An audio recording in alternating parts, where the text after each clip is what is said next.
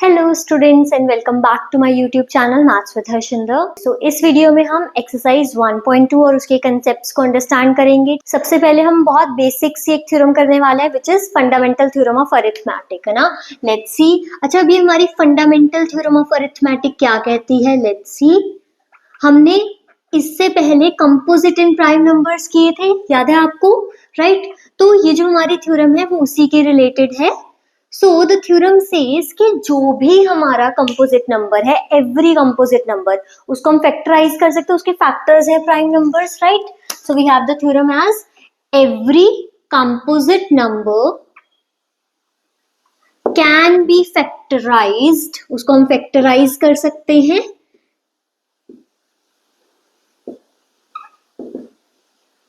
As a product of primes. तो primes का जो प्रोडक्ट है, जो भी प्राइम नंबर से वो कंपोजिट नंबर बना है, उस कंपोजिट नंबर को हम उस प्राइम नंबर के प्रोडक्ट के इक्वल शो कर सकते हैं ना, राइट? एंड दिस फैक्टराइजेशन, ये जो भी हमारी फैक्टराइजेशन बनेगी ये यूनिक होगी ना, राइट? तो ये किसी भी और कंपोजिट नंबर के लिए ये फैक्टराइजेशन सेम नहीं होगी। Apart from the order of primes, तो प्राइम्स का ऑर्डर आगे पीछे कर सकते हैं हम, राइट? ओके, फॉर एग्जाम्पल लिख लेते हैं एक बार कुछ भी, ठीक है। फॉर एग्जाम्पल हमारे पास एक कंपोजिट नंबर है ए, तो इसको मैं कैसे लिख सकती हूँ? It is the product of different prime numbers p1 p2 p3 so on up to pn। कुछ भी n प्राइम नंबर्स का प्रोडक्ट है, इसकी फैक्टराइजेशन में हमें इन प्राइम नंबर्स का ऑर्डर चेंज कर सकते। तो एक मैं कंपोजिट नंबर लेती हूँ, 24 है फॉर से, है ना। सो वी नो 24 प्राइम्स की टर्म में अगर हम लिखे तो it is 2 into 2 into 2 into 3, right? अब मैं 3 को किसी भी पोजीशन पे रख सकती हूँ, राइट? तो पोजीशन मैटर नहीं करती, ऑर्डर मैटर नहीं करता, अगर इससे ज्यादा भी हम प्राइम फैक्टर्स अलग अलग ले तो ठीक है। बट ये जो हमारी फैक्टराइजेशन है दैट इज कि 2 raised to power 3 into 3 raised to power 1, तो this is going to be unique. अब इसी फैक्टराइजेशन के साथ आपको एक ही कंपोजिट नंबर मिलेगा, तो फैक्टराइजेशन कभी भी सेम नहीं होगी, ठीक है। चलो यहाँ से हम अपनी नेक्स्ट थ्योरम की तरफ मूव करें। This is theorem number 1.1 and next theorem is 1.2। Let p be a prime number, so if p divides a square, then p divides a, where a is a positive integer, ठीक है। तो a हम एक positive integer लेने वाले हैं, right? So this is our theorem. अब हम इस थ्योरम को प्रूव करेंगे। तो हमें यहाँ पे दो नंबर्स गिवन है, एक है p जो कि प्राइम नंबर ही है, दूसरा है a जो कि एक पॉजिटिव इंटीजर है, ठीक है। सो क्लियरली a हमारे पास एक कंपोजिट नंबर है, ठीक है। So a is a composite number, तो हम इसकी फैक्टराइजेशन लिख सकते हैं, right? So it can be, जैसे कि हमने थ्योरम 1.1 में समझा था, so it can be expressed as a product of prime, let prime factors of a be, हम ए के कुछ प्राइम फैक्टर्स मान लेते हैं।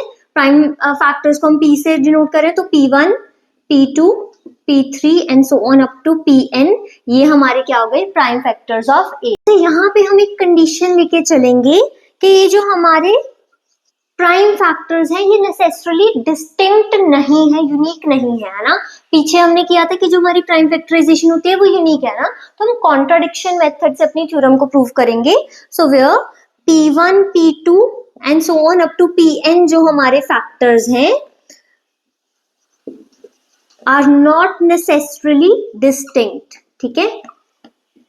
तो ये हमने एक कंडीशन लेके चले, आर नॉट नेसेसरली डिस्टिंक्ट, ठीक है। तो ये अलग नहीं है, ओके। अच्छा, हमारी कंडीशन गिवन है a स्क्वायर के अराउंड, तो लेट्स सी अगर a को हम क्या लिख रहे हैं, a को हम एक्सप्रेस कर रहे हैं p1 into p2 into p3 so on up to pn, तो a स्क्वायर को हम कैसे लिख सकते हैं, a स्क्वायर इज दिस, इसी से मल्टीप्लाई कर देंगे तो ये सारा जो प्रोडक्ट है हमारा p1 से लेके pn का, इसी को हम 2 बार मल्टीप्लाई कर लेते हैं, सो ये हमें मिल गया अपना a square which is equal to p1 square, p2 square, p3 square so on up to pn का स्क्वायर मिल गया। आई होप यहाँ तक आपको क्लियर है। अच्छा, अब we here know that p divides a square, so हमारे पास गिवन है that p divides a square, है ना, तो ये हमें कंडीशन गिवन है। तो इसका मतलब ये हो गया कि जो हमारा p a स्क्वायर को डिवाइड कर रहा है वो p एक फैक्टर हो गया a स्क्वायर का, राइट। तो यहां से हमें क्या पता चल रहा है कि a स्क्वायर भी हमारा एक कंपोजिट नंबर हो गया, राइट। तो according to fundamental theorem of arithmetic, right, जिसको मैं शॉर्ट में लिख रही हूँ, from fundamental theorem of arithmetic क्या पता चल रहा है, p is one of the factors of a square, तो p भी a स्क्वायर का एक फैक्टर है। तो अगर p a स्क्वायर का फैक्टर है तो हमारी ये जो फंडामेंटल थ्योरम है अरिथमेटिक की, वो क्या कह रही है कि हमारी ये जो फैक्टराइजेशन है वो यूनिक है, ठीक है। So since prime factorization is unique,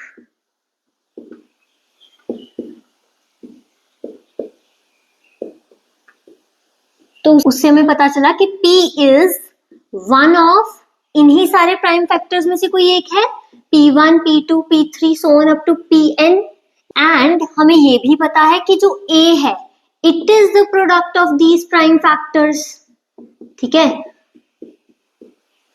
done, इन्हीं प्राइम फैक्टर्स का प्रोडक्ट a बन रहा है, इन्हीं में से एक p है जो p डिवाइड करता है a स्क्वायर को, तो अगर p a स्क्वायर को डिवाइड कर रहा है जो इनमें से है, तो वो p फैक्टर यहाँ पे भी आ गया, तो here we get that p divides a, तो इनमें से एक फैक्टर p ही है। आप कह सकते हो p1 को आप a मान लो, तो अगर p एक फैक्टर हो गया a का, तो p भी a को डिवाइड कर रहा है, तो यहां से हमें हमारा रिजल्ट मिल गया दैट अगर p एक प्राइम नंबर है और p डिवाइड कर रहा है a स्क्वायर को, in that condition p a को भी डिवाइड करेगा, right. So now this condition is really helpful. आगे हम स्क्वायर रूट वाले नंबर्स को इररेशनल प्रूफ करने वाले हैं इसी थ्योरम के बेसिस पे। Let's get started, let's see वो कैसे होगा। सो अब हमने क्या करना है, we will prove that square root 2 is irrational, तो हमें इररेशनैलिटी प्रूव करनी है, राइट। तो कैसे करेंगे, let's get started. So let us assume that square root 2 is rational, हम इसको रैशनल मान लेते हैं, तभी हम कॉन्ट्राडिक्शन मेथड से प्रूव करेंगे। अब हमने इस फैक्ट को जो एज्यूम किया था उसको कॉन्ट्राडिक्ट करके ये साबित करेंगे कि एक्चुअली में स्क्वायर रूट 2 क्या है, इररेशनल। नाउ वी नो एक रैशनल नंबर को हम कैसे एक्सप्रेस करते हैं, rational number is expressed as the ratio of two integers, है ना।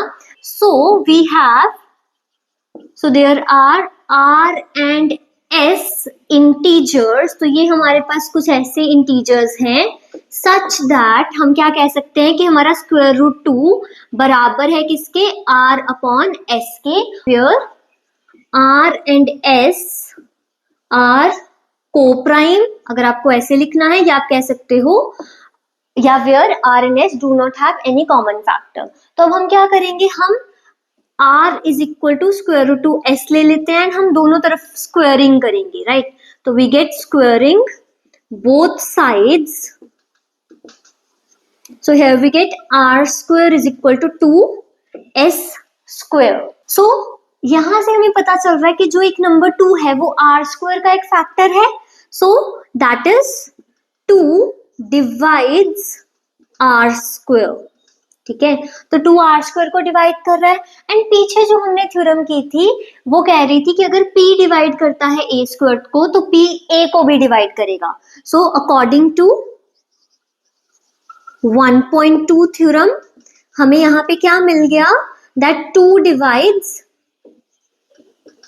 r ठीक है, 2 हमारे r को भी डिवाइड कर रहा है। सो हम क्या लिख सकते हैं, therefore r is equal to 2t। So अगर हम अगेन दोबारा दोनों तरफ स्क्वायरिंग करते हैं तो हमें क्या मिलता है, we get r square is equal to 4t square। so now हम इन दोनों इक्वेशंस को इक्वेट करते हैं एंड हमें क्या मिला, 2s square is equal to 4t square which gives us s square is equal to 2t square। ठीक है, अच्छा यहां से हमें पता चल रहा है कि 2 डिवाइड कर रहा है, therefore 2 divides s square and अगर 2 s square को डिवाइड कर रहा है तो 2 divides s also which implies 2 divides s। But हमने क्या कंडीशन ली थी कि हमारे जो r और s है वो तो को प्राइम है, बट यहाँ पे हमें 2 एक फैक्टर मिल गया, 2 is a common factor of r and s।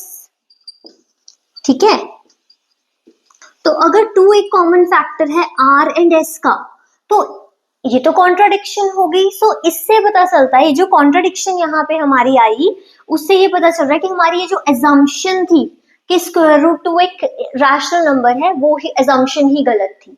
ठीक है, तो यहाँ से हमने क्या प्रूव किया कि square root 2 is irrational। So this contradiction proves that our assumption was wrong